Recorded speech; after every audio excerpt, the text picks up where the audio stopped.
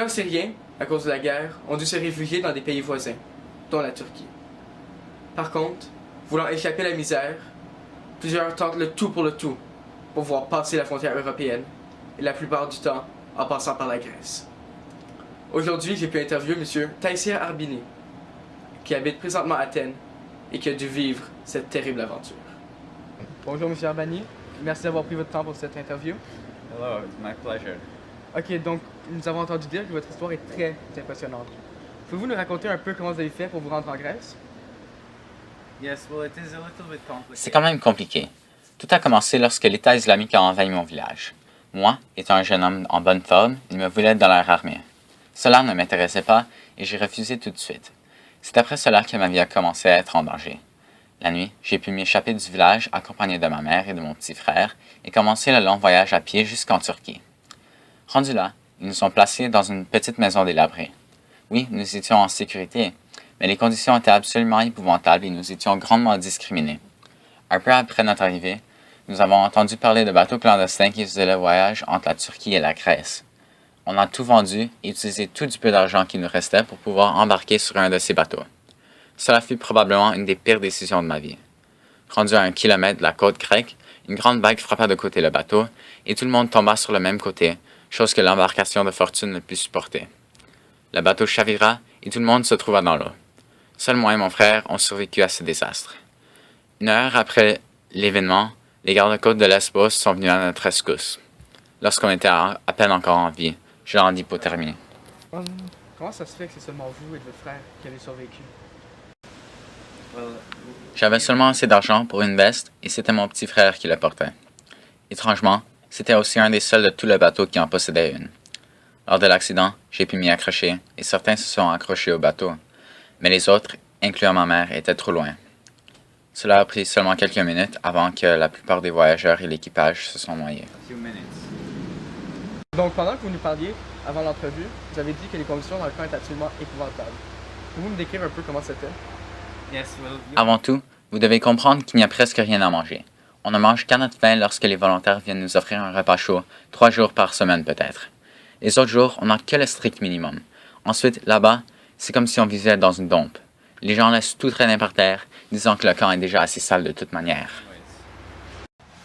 L'année passée, 280 000 personnes auraient couru le même risque que M. Arbini et 3 500 en auraient perdu la vie. Malheureusement, on ne voit aucun signe d'amélioration sur ce cas.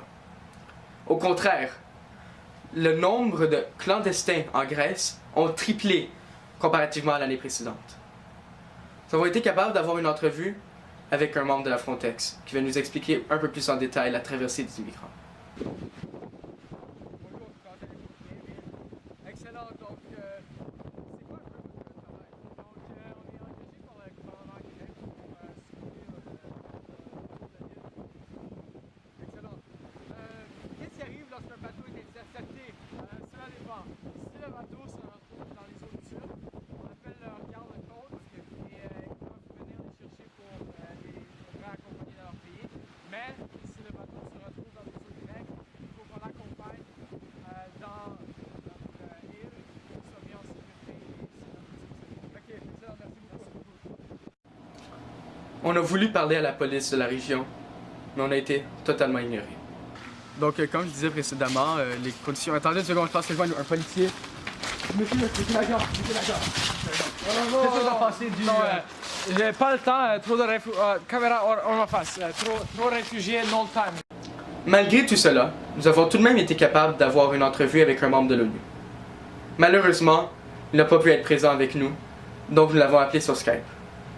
Il nous parlera un peu de la condition et de la situation en Grèce. La Grèce a de la misère à faire face à cette crise. Elle ressent un coût qui est beaucoup plus fort que dans les autres pays de l'Union européenne. C'est parce que, comme vous pouvez la voir sur la carte que je vous ai envoyée, la grande majorité des migrants en Europe doivent passer par la Grèce. La plupart des migrants veulent quitter la Grèce aussi rapidement que possible, car les conditions dans les camps sont moins qu'adéquates. Ils pensent qu'ils auront plus de chances dans d'autres pays, comme l'Allemagne par exemple. Alors, ils se procurent leurs papiers et prennent un traversier à Athènes, d'où ils pourront se rendre n'importe où en Europe.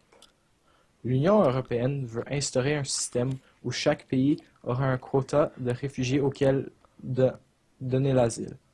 Afin de partager le fardeau des réfugiés équitablement, on veut convaincre les réfugiés de rester dans les îles grecques le plus longtemps possible, en attendant que ce système soit fonctionnel. On encourage les réfugiés d'attendre qu'on leur relocalise, afin de prévenir les voyages à pied vers l'Europe, étant plus dangereux, spécialement avec l'hiver qui approche à grands pas.